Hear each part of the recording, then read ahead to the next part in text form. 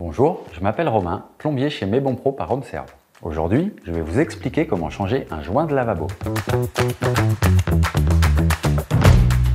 Comptez entre 30 et 45 minutes en fonction de votre niveau d'expertise et des difficultés que vous pourrez rencontrer. Cette opération est accessible à tous, même aux débutants. Voici la liste des outils dont vous aurez besoin. Un enlève-joint, un pistolet à mastic, une cartouche de silicone sanitaire, du produit lave-glace et des chiffons. Les joints de lavabo permettent d'assurer l'étanchéité entre le lavabo ou la vasque et le support sur lequel il est posé. Les joints empêchent ainsi les infiltrations d'eau.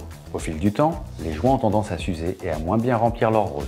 Il peut aussi arriver qu'ils moisissent. C'est pourquoi un contrôle et un renouvellement régulier est nécessaire afin de préserver votre installation. Avant de changer votre joint de lavabo, vous devez d'abord retirer le joint défectueux. Pour cela, utilisez un enlève-joint.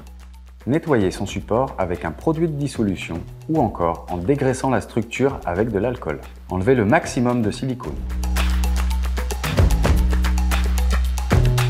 Munissez-vous d'un pistolet avec une cartouche de silicone sanitaire.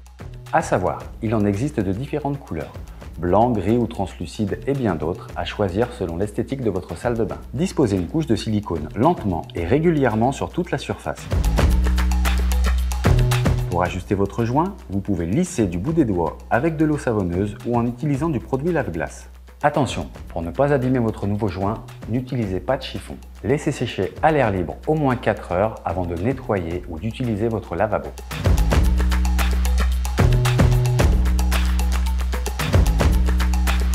Pour utiliser le pistolet, repérez la languette ou le déclencheur et poussez pour le maintenir enfoncé. Tirez ensuite le piston et la tige, placez la cartouche que vous aurez préalablement ouverte avec un cutter, puis repoussez le piston contre la cartouche. Actionnez le piston pour répandre le mastic. Attention, si vous avez du silicone sur les doigts, n'utilisez pas d'eau mais plutôt un chiffon sec pour vous nettoyer. Avant de remplacer votre joint et pour que le silicone adhère correctement, la surface doit être propre et surtout sèche. Pour cela, utilisez une éponge et un peu d'alcool ménager pour éliminer les résidus. Séchez ensuite la surface nettoyée avec un chiffon ou une serviette.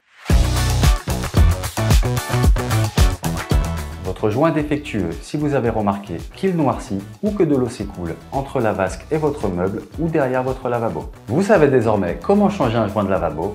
À bientôt pour un nouveau tuto.